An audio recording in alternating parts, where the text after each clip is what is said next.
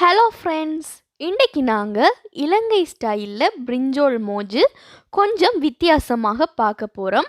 அதுக்கு முதல்ல நீங்கள் என்னுடைய சேனலில் புதுசாக பார்க்குறீங்களாக இருந்தால் மறக்காமல் சப்ஸ்கிரைப் பண்ணி பெல் ஐக்கானை ப்ரெஸ் பண்ணி வச்சுக்கொள்ளுங்க. இப்போ நான் 1/2 கிலோ கத்தரிக்காய் இந்த மாதிரி நீள வாக்கில் கட் பண்ணி வச்சுருக்கிறேன்.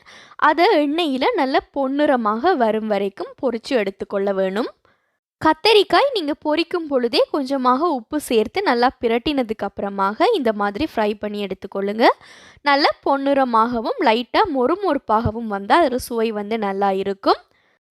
இந்த கத்தரிக்காய் நீங்கள் பொரிச்சு எடுக்கிறதுக்கு சரியாக 10 நிமிஷம் எடுக்கும். நல்ல மீடியம் ஃப்ளேமில் கருக விடாமல் இந்த மாதிரி நல்ல பொன்னிறமாக பொரிஞ்சதுக்கு அப்புறமாக நீங்கள் இன்னும் ஒரு பிளேட்டில் இதை நீங்கள் மாற்றி வச்சுக்கொள்ளலாம்.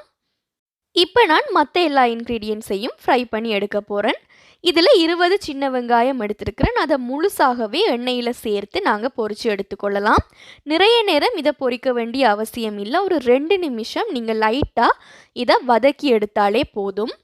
ஸோ இந்த அளவுக்கு லைட்டாக வதங்கினதுக்கு அப்புறமாக நான் இதில் 4 பச்சை மிளகாய் கீறி சேர்த்துக்கொள்கிறேன். பச்சை மிளகாயும் நீங்கள் நிறைய நேரம் வதக்க வேண்டியதில்லை.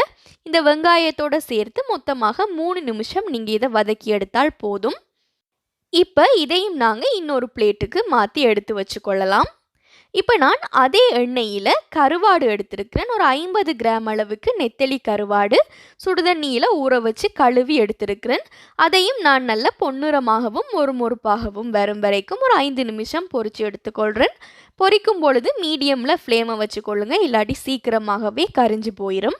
இப்போ கருவாடையும் எடுத்து வச்சாச்சு. அதுக்கப்புறமாக அதே எண்ணெயில் நான் ஒரு துண்டு பட்டை, 2 கிராம்பு, 3 ஏலக்காய் சேர்த்துருக்கிறேன். ஒரு கொத்து கருவேப்பிள்ளை, ஒரு 4 ரம்பை இலை சேர்த்துருக்கிறேன். இப்போ இதையும் நல்ல மீடியம் ஃப்ளேமில் பொரிய விட்டு கொள்ளலாம். அதுக்கப்புறமாக நீள வாக்கில் கட் பண்ணின ஒரு மீடியம் சைஸ் வெங்காயம் சேர்த்துருக்கிறேன். அதையும் நாங்கள் நல்லா வதக்கி கொள்ளலாம். 1 நிமிஷம் வதக்கினதுக்கு அப்புறமாக இஞ்சி பூண்டு நான் இடித்து சேர்த்துக்கொள்கிறேன். ஒரு தேக்கரண்டி அளவுக்கு.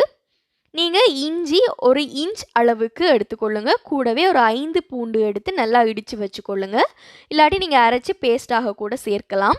அதில் இருந்து 1 டீஸ்பூன் மட்டும் நான் இப்போ எண்ணெயில் சேர்த்துருக்கிறேன். மிச்சமாக இருக்கிறத நான் பேஸ்ட் பண்ணி சேர்த்துக்கொள்ள போகிறேன். இப்போ இதில் 1 தேக்கரண்டி அளவுக்கு இஞ்சி பூண்டு பேஸ்ட் இருக்குது. கூடவே 1 தேக்கரண்டி அளவுக்கு கடுகு தூள் சேர்த்துருக்கிறேன். கடுகை நல்லா அரைச்சதுக்கு அப்புறமாக தூளாக்கி சேர்த்துக்கொள்ளுங்க. அதிகமாக சேர்க்காதீங்க, கசப்பு தன்மை ஒன்று வரும். 1 தேக்கரண்டி அளவுக்கு சேர்த்தால் போதும். கூடவே இதில் நான் 1 தேக்கரண்டி அளவுக்கு சீனி சேர்த்துருக்கிறேன்.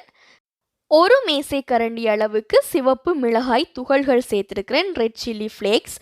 கூடவே 1/4 தேக்கரண்டி அளவுக்கு மஞ்சள் தூள் சேர்த்து இதை நல்லா கலந்து விட்டு கொள்ளலாம். இப்போ இந்த பொருட்கள் எல்லாத்தையுமே நல்லா மிக்ஸ் பண்ணினதுக்கு அப்புறமாக நான் இதில் வினிகர் 1 மேசைக்கரண்டி அளவுக்கு சேர்த்துருக்கிறேன். இப்போ இந்த பேஸ்ட்டை நாங்கள் முன்னாடியே வதக்கி வச்சுருக்கிற அந்த வெங்காயம் அந்த கலவையோடு நாங்கள் சேர்த்து இதை வதக்கி விட்டு கொள்ளலாம். இந்த பேஸ்ட் சேர்த்ததுக்கு அப்புறமாக நீங்கள் நிறைய நேரம் வதக்கக்கூடாது. 1 நிமிஷம் மீடியம் ஃப்ளேமில் வதக்கினாலே போதும்.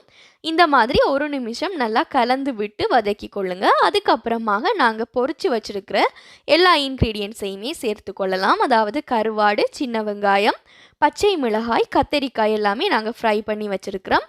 அதை சேர்த்து இதோட நல்லா மிக்ஸ் பண்ணி விட்டு கொள்ளுங்க.